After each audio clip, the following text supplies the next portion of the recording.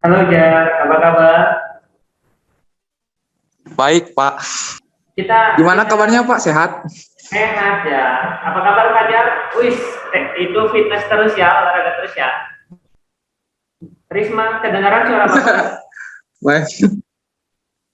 Kita mulai aja ya, nggak apa-apa sedikit juga. Soalnya ini durasi yang terbatas, sementara ininya juga trial untuk aplikasinya. Jadi kita efektifkan waktu saja. Pak Jar, simak ya. Oke, dimulai ya. Assalamualaikum warahmatullahi wabarakatuh. Waalaikumsalam warahmatullahi wabarakatuh. Salam sejahtera untuk kita semua.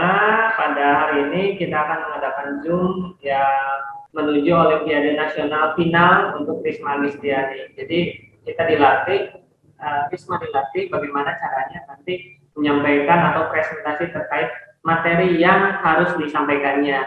Di sini sekaligus Risma latihan atau exercise untuk materi yang disampaikan nanti pas final hari Sabtu. Sekalian juga kita mendapat ilmu pengetahuan lah, menambah insight untuk kita semua agar nanti kita punya additional value gitu ya. Nah, selamat datang Risma sebagai narasumber. Hatur nuhun sudah siap. Resti juga hatur nuhun. Fajar, terima kasih, bangga Bapak sama Fajar selalu siap, semangat untuk semuanya ya. Nah, untuk mengefektifkan waktu karena durasi dibatasi 40 menit untuk yang Zoom standar, jadi saya berikan waktu sepenuhnya untuk Risma Listiani untuk menyampaikan materinya ya. Saya jadikan co-host dulu ya untuk Risma. Baik. Silakan, Ris.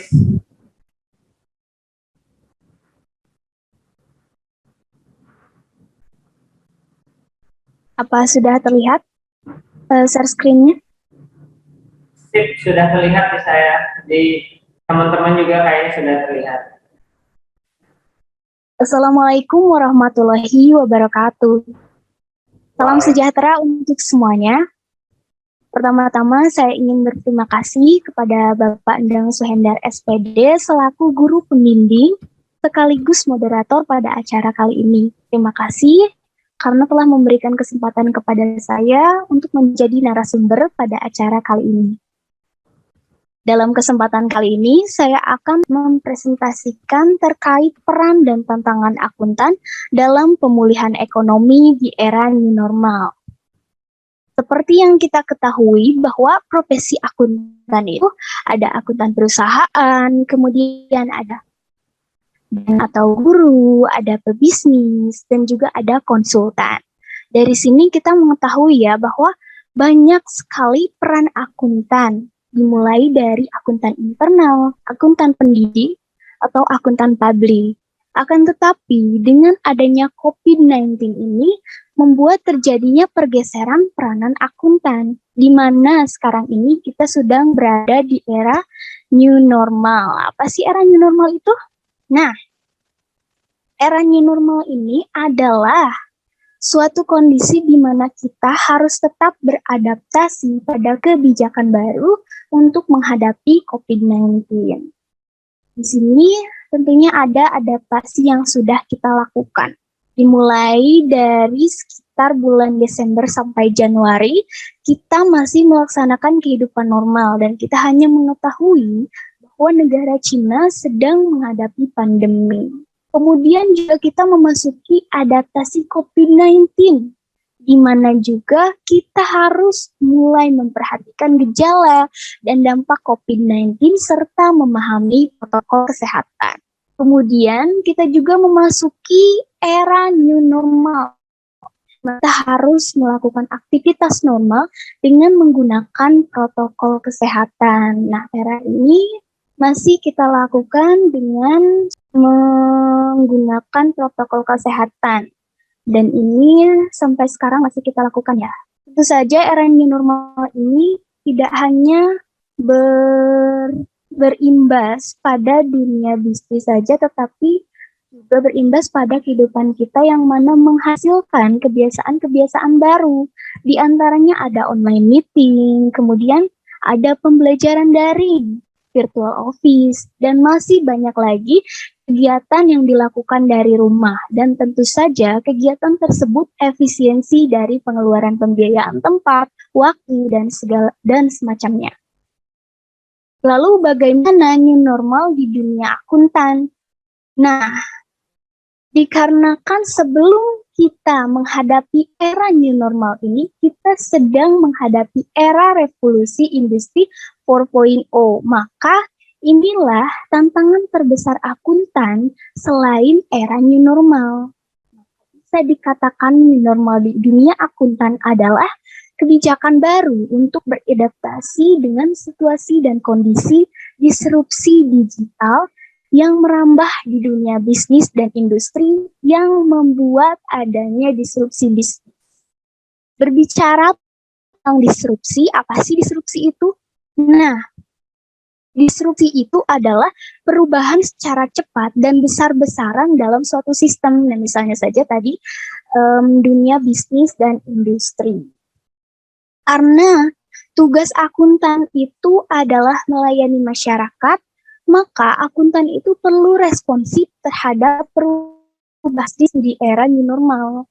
Nah, di sini ada karakteristik bisnis di era new normal ya, yang mulai dari sistem pendanaannya banyak aset yang berupa teknologi, kemudian sumber dayanya, penurunan sumber daya manusia, contohnya saja rekrut yang sedikit untuk staf akuntan. Nah, ini karena apa? Karena itu tadi, karena kita sedang menghadapi era revolusi industri 4.0, maka banyak tugas akuntan yang telah tergantikan oleh teknologi. Maka dari itu, mengurangi profesi akuntan dalam perusahaan karena telah tergantikan teknologi. Kemudian dalam pembuatan dan pengembangan, banyak yang berbasis virtual office. Kita bisa melihat contoh nyata di dunia bisnis Matahari dan Ramayana yang mulai lesu ya, dan tergantikan oleh Shopee dan Lazada yang kini sedang naik daun. Kemudian dimulai dari cara penjualannya, kini sudah banyak yang menggunakan online marketplace. Di antaranya yang sudah saya sebutkan tadi, yaitu Shopee dan Lazada ya. Nah, kita jadi tidak perlu bertatap muka dalam melakukan transaksi, akan tetapi kita hanya memerlukan media sebagai transaksi online. Nah, agar lebih jelasnya, di sini ada beberapa ilustrasi tantangan akuntan dalam pemulihan ekonomi di era new normal.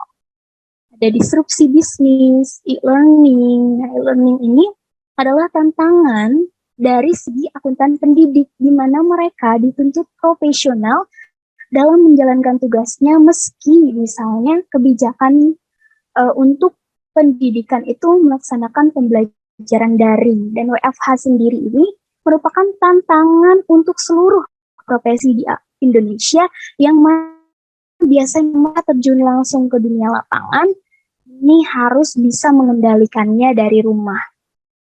Kemudian di sini ada PHK. PHK di sini itu merupakan tantangan untuk akuntan pemula yang memiliki basis hanya skill atau kemampuan hanya penata bukuan, misalnya itu. Karena sudah tergantikan teknologi atau misalnya karena lemahnya persaingan, maka akuntan tersebut di PHK. Jadi ini adalah salah satu tantangan untuk akuntan pemula. Dan yang terakhir adalah disrupsi digital atau era revolusi industri. Nah, inilah tantangan terbesar setelah era new normal, mana yang sudah tadi saya jelaskan sepintas. Sebenarnya, akuntan itu tidak perlu takut akan tergantikan oleh teknologi, karena ada beberapa peran akuntan yang tidak bisa tergantikan oleh teknologi. Di antaranya apa saja? Yang pertama adalah penganalisis laporan keuangan. Nah, fungsi akuntan sebagai validasi, analisis, dan evaluasi ini tentu saja tidak bisa tergantikan oleh teknologi. Apalagi ada akuntan sebagai pemberi pertimbangan kepada perusahaan. Jadi, akuntan selain memberikan laporan keuangan juga memberikan data-data lain yang bisa menjadi bahan pengambilan keputusan. Dalam pengambilan keputusan perusahaan, setiap perusahaan pasti selalu membutuhkan akuntan. Maka dari itu, peran ini tidak bisa tergantikan oleh teknologi. Selanjutnya, ada akuntan profesional dapat beradaptasi dan memiliki kompetensi multidisipliner. Kompetensi multidisipliner di sini adalah artinya akuntan yang sudah berpengalaman pun harus memiliki ilmu selain ilmu akuntansi untuk menunjang profesinya. Misalnya saja ilmu teknologi atau kemampuan dalam menguasai IT ya. Selanjutnya yaitu peran akuntan dalam menjaga akuntabilitas dan integritas perekonomian. Jadi akuntan dituntut harus melaksanakan kewajibannya. Dan ini dari segi akuntan pendidik perannya. Karena ini sedang berada di era new normal, maka terjadilah perubahan kurikulum pendidikan. Dan disinilah peran akuntan pendidik diperlukan untuk menyesuaikan kurikulum pendidikan akuntansi dan pendidikan profesi yang mengakomodir perkembangan teknologi dan bisnis. Lalu, apakah ada solusinya agar di masa depan profesi akuntan tidak punah atau tergantikan oleh teknologi? Lalu, apakah ada solusinya agar akuntan tersebut bisa menghadapi tantangan di era new normal? Tentu saja di setiap masalah itu pasti ada solusinya. Di antaranya adalah yang pertama, terhadap perubahan industri, bisnis, dan perkembangan teknologi.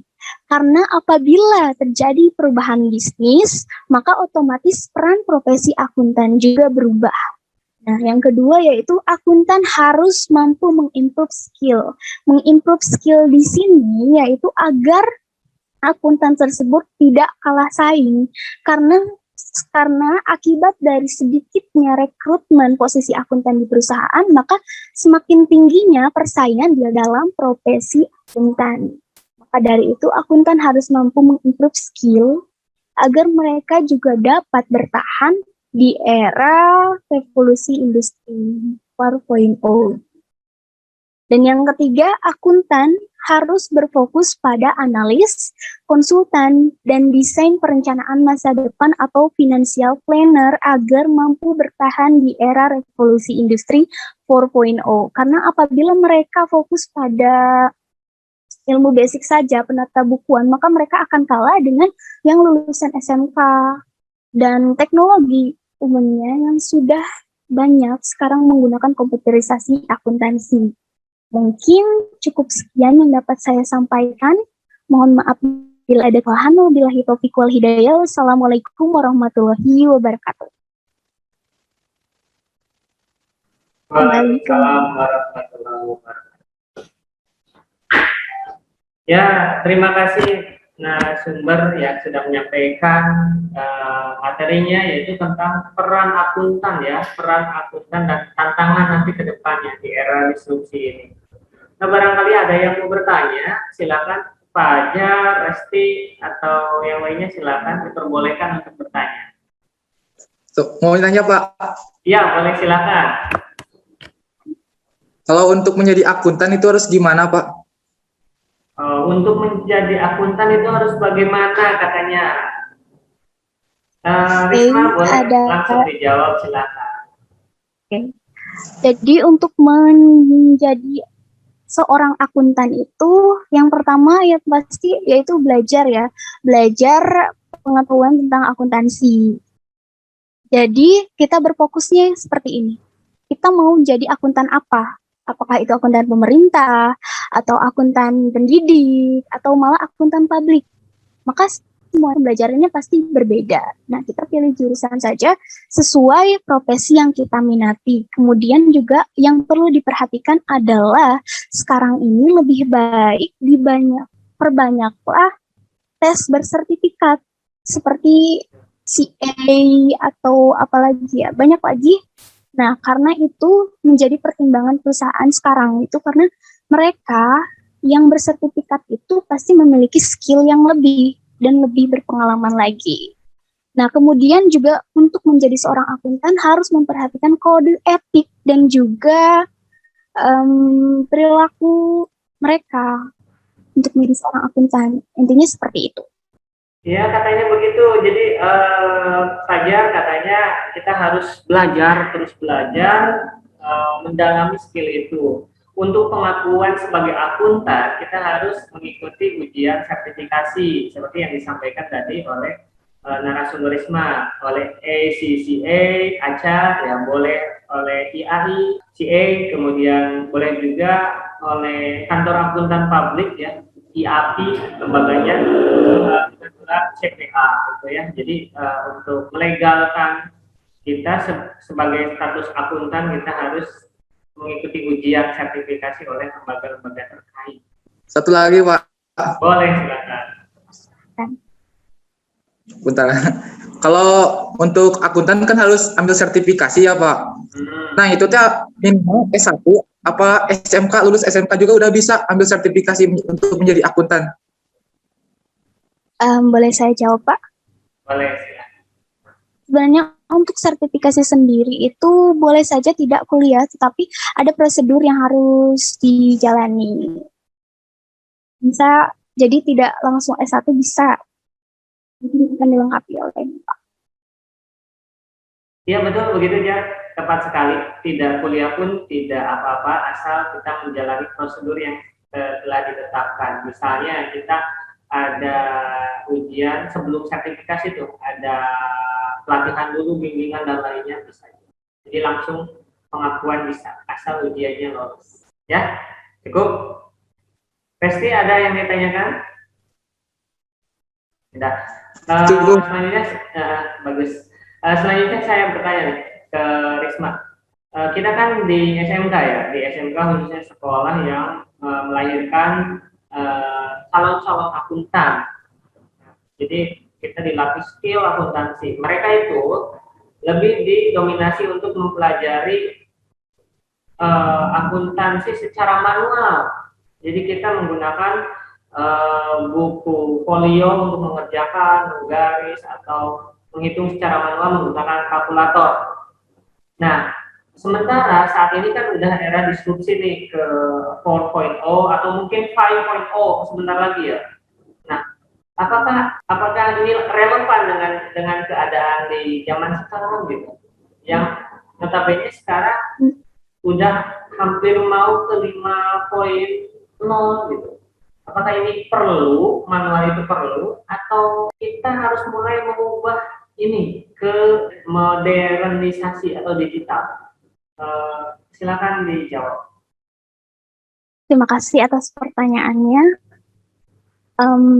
Menurut saya, untuk akuntansi manual sendiri itu masih perlu pengetahuan dalam artian, meski dalam era revolusi ini sudah tergantikan dengan teknologi dan kita harus mengetahui tentang IT, akan tetapi sangat diperlukan pemahaman secara manual karena sewaktu kita mempelajari teknologi itu kita tidak bisa langsung memahami konsep-konsep dasar akuntansi, makanya itu harus tetap ada akuntansi manual. Akan tetapi juga dengan catatan sekarang harus diperbanyak tentang ilmu teknologi komputerisasi akuntansi yang mana memang sekarang sedang marak digunakan. Karena ini juga akan berdampak untuk dunia kerja. Maka dari itu perlu penyesuaian kurikulum dan inilah sebenarnya peran akuntan pendidik. Disinilah harus menyesuaikan kurikulum agar tidak terjadi ketimpangan. Misalnya akuntan manualnya terlalu banyak dipelajari sementara teknologinya sedikit.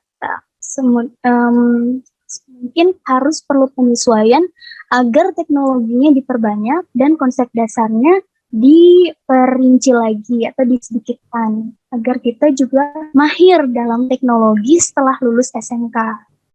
Mungkin begitu, Pak. Ya, cukup sekali, puas sekali dengan jawabannya.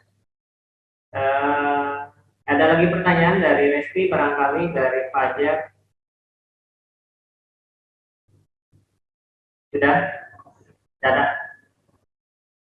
Ya, alhamdulillahirobbilalamin untuk webinar kali ini yang membawa judul peran dan tantangan akuntan dalam pemulihan ekonomi di era new normal sudah selesai. Terima kasih untuk narasumber Risma Kristiani peserta webinar kita sudah mengikuti seminar ini ya, seminar online walaupun dalam kapasitas waktu yang sangat singkat, tapi ilmu dan insight yang diberikan narasumber begitu sangat luas sekali ya, sangat luas, sangat bagus sekali untuk pengalaman kita nanti ke depannya bagaimana menghadapi era disrupsi ini. Terima kasih narasumber sudah menyampaikan materi dan menyempatkan waktunya. Terima kasih para peserta webinar. Untuk menutup kegiatan webinar kita hari ini, kita ucapkan hamdalah bersama-sama. Alhamdulillah. Terima kasih, boleh live ya, dan jangan lupa isi daftar hadir. Assalamualaikum warahmatullahi wabarakatuh. Waalaikumsalam warahmatullahi wabarakatuh.